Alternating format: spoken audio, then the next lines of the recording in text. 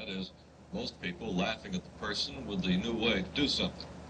So many of the great advancements in our civilization have been brought about by those persons strong enough and brave enough to withstand laughter, ridicule, and embarrassment for their ideas. Public Affairs Director Joe Averill has met a man whose ideas may seem far out, but it seems to us is worth hearing, particularly in the midst of an energy crisis many experts said could never happen.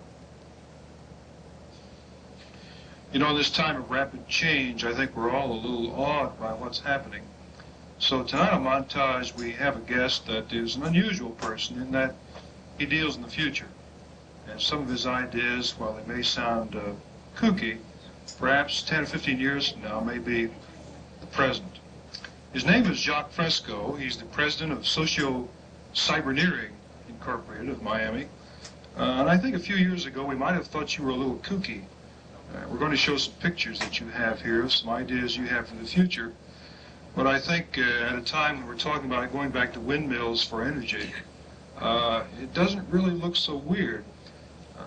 First of all, tell us, what is Cyberneering Incorporated? Well, Cyberneering is an organization that's non-political, non-sectarian, and it's a membership organization. We're dedicated to finding solutions to the very many problems that face our society today. And our solutions must be practical and must be rapidly applied, such as cleaning up the smog, cleaning up the waters, diminishing crime through new educational techniques. In other words, at present we're engaged in developing a land area and building an experimental community. In that community are publications and films, which we also work on. And the function and purpose of the organization is to use technology to enhance the lives of men. In other words, a lot of people are angry at technology. It isn't technology that has hurt the environment. It's the abuse of technology. With a hammer, you can put up a building, or you can destroy something. But we're going to look at some pictures in just a moment now that I'm sure most people will say, well, that really is so far out, that's not even realistic. Well, this picture is a drawing or rendering of a plant that uses thermal energy. In other words, beneath the crust of the earth, we have approximately 20 million years of power. If we use that kind of energy, it will mean it'll cost you about $30 a year to run your whole house electrically. Well, what kind of energy are you talking about? Thermal power, volcanic. There's lava under the ground. There are areas of water that are heated. We tap that, just as oil wells tap the deeper layers of the earth. We run it through steam turbines and generate all the power, no oil spills, no pollution, no delivery trucks on highways with fuel or oil. Okay, well, now that sounds reasonable. Why hasn't that been done? Well, those people that run our government are businessmen and lawyers. We call them cerebral insufficients. If you think in terms of government, these men are abominably stupid. And I'm talking about all forms of government, communism, socialism, or the free enterprise system. This system is on its way out. You're living in the last stages of the free enterprise system. England will fold up, France will fold up, and the people of England will probably migrate to Australia and the United States. Keep this in mind. I can't make it happen. This is probability studies. Another very interesting thing, I think that the question that you asked perhaps about, was it thermal energy? Yes. In particular, you want to know something about? Well, how we're going to use it. Why we don't use it? In Iceland, they've been using it for over 20 years. They tap the natural steam, which comes up from deep layers of the earth, and they grow bananas in Iceland, pineapples, oranges, all kinds of tropical fruits, and they heat all the cities by natural volcanic steam. They have no word for war. They have no scarcity of energy. They have no fumes, no diesel oil problems, no fuel problems at all, because the people of Iceland made that move a long time ago. We are technologically dragging, and we think that America, it is possible to change the surface of America in just a few years. Let's look at some more pictures you have here of the future. Yes. Now, what's this? This is a picture of the transportation units. These are a electrically or electrodynamically propelled linear acceleration transportation system. The trains will cross America with speeds up to 2,000 miles an hour. There will be no rails. The trains are electromagnetically suspended. And when passengers get off, we just lift off the section in which the passengers that wish to depart from the train are on. and those that are getting on are lowered onto the moving train. It is moving at 100 miles an hour while we lift off sections or lower sections on.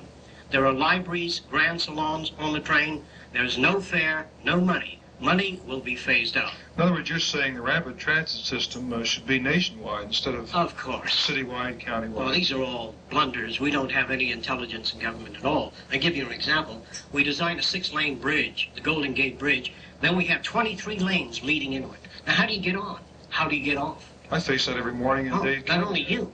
The people that run your cities just don't know how to handle it. Let me say this. If I were running for governor of this state, you put up $20,000 to help me get in. I've got to take care of your concrete company when I get in. Are you running for governor? There's no way I would deal with politics. Are you running no for way. governor? No way. Okay. Let's And look at politics certainly is utterly corrupt. It has to be. By the nature of vested interest, by the nature of making deals. You help me with my bill, we go to Tallahassee, I'll help you with yours. Let's look at the future, though. Okay. What's this?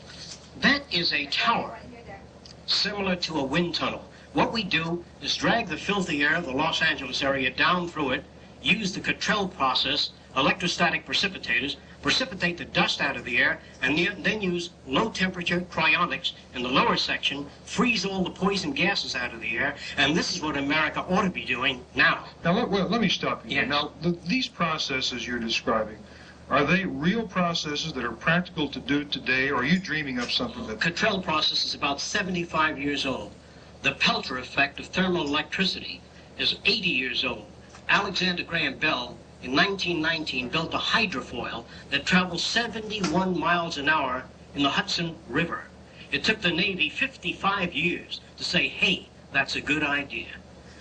So what you're I describing... go through a lot. We have too short a time here. Yeah, let's look at the next picture Yes. now. What's this? Well, this is what we call cyclical agriculture. Instead of dumping the hot water into the bay from the nuclear power plants, which is a typical pinhead solution, we build these greenhouses in circles, and we use that hot water to heat the city of Miami, so we don't have to waste all the gas and have all these spills because of this kind of stupidity. By using circular agriculture and closing your oranges, then you don't have the frost problem. You always read $2 million or $5 million worth of oranges lost due to frost. If America was going to be in business 10 years, okay. We intend to be here a long time. So let's smarten up and use modern technology and build an agriculture worthy of the continental United States. In other words, you're talking about using the hot water. The hot water. There is no waste product. And use that heat instead of trying to get rid of it. Right. And this is what I'm trying to say. That people are trying to say something. We must try to understand them. We must try to get to the grammar of motives. Other nations are trying to tell us they live in scarcity. They have problems. If we don't end scarcity, there will be war.